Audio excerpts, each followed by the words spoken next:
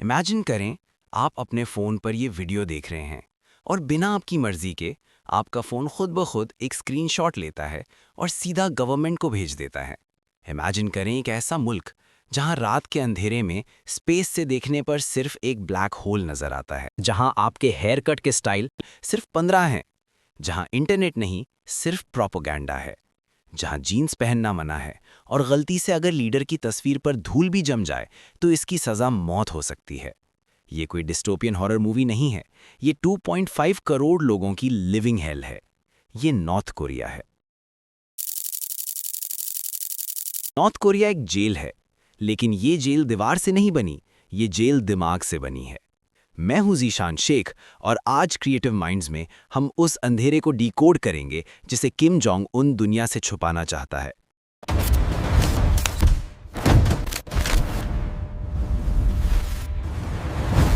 North Korea को समझने के लिए आपको सबसे पहले उसके कैपिटल प्योंगयांग को देखना होगा।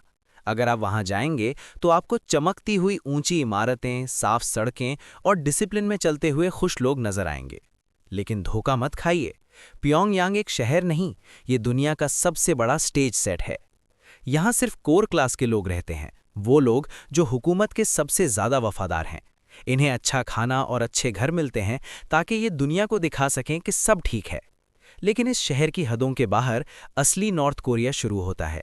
वहां ना बिजली है, ना खाना और ना कोई उम्मीद। वहां लोग घास और कीड़े मकोड़े खाने पर मजबूर हैं ताकि जिंदा रह सकें। एक तरफ झूठी चमक और दूसरी तरफ भूख का अंधेरा। लेकिन एक डिक्टेटर लोगों को भूखा रखकर कंट्रोल नहीं करता, वो उनके सोचने की ताकत छीन कर कंट्रोल करता है। नॉर्थ कोरिया में ब्रेन वॉशिंग माँ की गोद से शुरू होती है। स्कूल में बच्चों को मैथमेटिक्स और साइंस से ज़्यादा किम फैमिली की लेजेंड्स पढ़ाई जाती हैं। उन्हें बचपन से रटाया जाता है कि अमेरिका एक खूनख्वार भेड़िया है और साउथ कोरिया के लोग गुलामी कर रहे हैं। उन्हें बताया जाता है कि किम जोंग उन कोई आम इंसान नहीं, बल्कि एक देवता हैं। हिस्ट्री की किताबों में झूठ भरा है ताकि लोगों के दिमाग में एक दीवार खड़ी हो जाए, हम वर्सेस वो। जब एक बच्चे को पैदा होते ही ये बताया जाए कि बाहर की दुनिया जहन्नुम है, तो वो अपनी कैद को ही जन्नत समझने लगता है। लेकिन अगर कोई सच जान जाए तो क्या होता है? यहाँ आता है दुनिया का सबसे खौफनाक कानून, गिल्ट बाय एसोसिएशन। अगर आपने नॉर्थ कोरिया से भागने की कोशिश की या सरकार के खिलाफ आवाज़ उठाई, तो सज़ा सिर्फ आपको नहीं मिलेगी। पुलिस आपके माँ बाप, आपके भाई बहन और यहाँ तक कि आपके बच्चों को भी उठाकर पॉलिटिकल प्रिजन कैंप्स में डाल देगी। 3 नस्लें यानी 3 जेनरेशन्स एक गलती की सज़ा भुगतती हैं। ये कैंप्स दुनिया की जीती जागती जहन्नुम है। यहाँ कैदी 16 घंटे मजदूरी करते हैं और उन्हें इंसान नहीं, जानवर समझा जाता है। शिन डोंग ह्युक, जो ऐसे ही एक कैंप में पैदा हुए थे, बताते हैं कि उन्होंने अपनी आंखों के सामने अपनी माँ को मरते हुए देखा था। ये डर ही वो जंजीर है जिसने 2.5 करोड़ लोगों को बांध रखा है। लेकिन दोस्तों, डर की भी एक लिमिट होती है और अब नॉर्थ कोरिया की ऊंची दीवारों में दरारें आ रही हैं। और इस खामोश इनकलाब का हीरो कोई मिसाइल, टैंक या बंदूक नहीं है, बल्कि एक छोटी सी यूएसबी ड्राइव है। इसका आगाज 1990s के खौफनाक कहत से हुआ, जिसे वहां द आर्डुअस मार्च कहते हैं।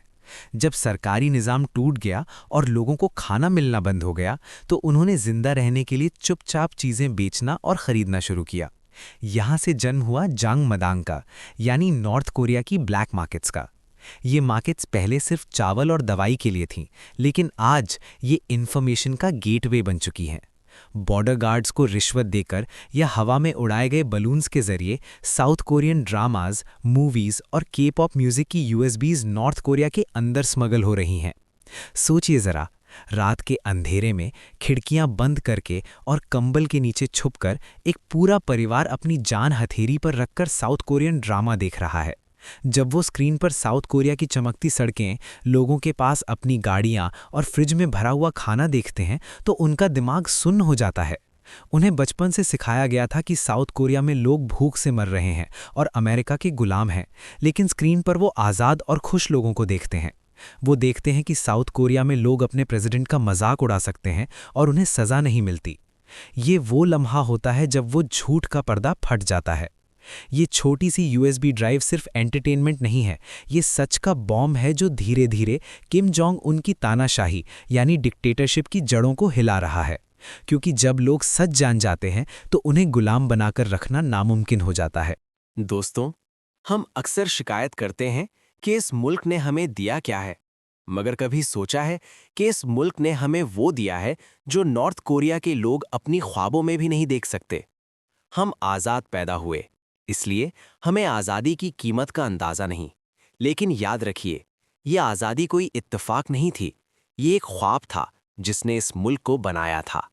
ये उन दिमागों की मेहनत थी जिन्होंने गुलामी की जंजीरें तोड़ने का फैसला किया था।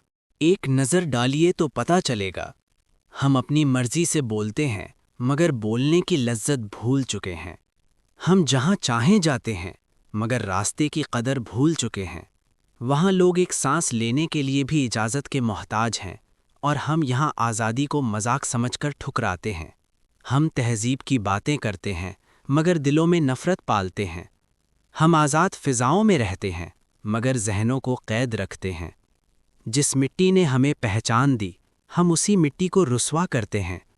14 अगस्त पर बाजे तो खूब बजाते हैं, मगर उस आज़ादी का मकसद और शऊर कहीं पीछे छोड़ आते हैं। नॉर्थ कोरिया के उस अंधेरे में एक यूएसबी ड्राइव आज उम्मीद की किरण है, क्योंकि वो सच ढूंढ रहे हैं। मगर हमारा अलमिया ये है कि हमारे पास सच भी है, रोशनी भी है और निशाने मंजिल भी, मगर हमारे पास उसकी कदर नहीं है। रियासत मदीना की मिसाल हमारे सामने थी, जिसने इंसान को ज़हनी और अमली गुलामी से निकालकर शऊर दिया था, जिसने बताया था कि आज़ादी का मतलब अपनी मर्जी करना नहीं, बल्कि हक का साथ देना है। आज नॉर्थ कोरिया को देखकर सिर्फ उन पर अफसोस मत कीजिए, अपने घरेबान में झांक कर देखिए। क्या हम वाकई आज़ाद हैं, या हमने अपनी आज़ादी को बेशऊरी की भेंट चढ़ा दिया है? याद रखिए दोस्तों, नसीब उन्हीं का बदलता है जो अपनी आज़ादी की हिफाजत करना जानते हैं। इसीलिए किसी ने क्या खूब कहा है, जंजीर की झंकार से कब सोती है रूहे हुर्रियत, जुल्म की धूप में ही तो पनपती है शऊर फितरत। ये आज़ादी जो मिली है, इसे मामूली ना समझ है दोस्त, लहू से लिखी गई है इस मिट्टी की हकीकत। अंधेरों में भटकने वालों से पूछो कदरे रोशनी, चिराग जलाए रखना ही है हमारी असली इबादत। मैं हूं ज़ीशान शेख। अगर वीडियो पसंद आई हो तो इसे लाइक कीजिए, अपने दोस्तों के साथ शेयर कीजिए और चैनल को सब्सक्राइब करें। जाते जाते यही कहूँगा कि अपने वतन और इस आज़ादी की कदर कीजिए। अल्लाह हाफ़िज़।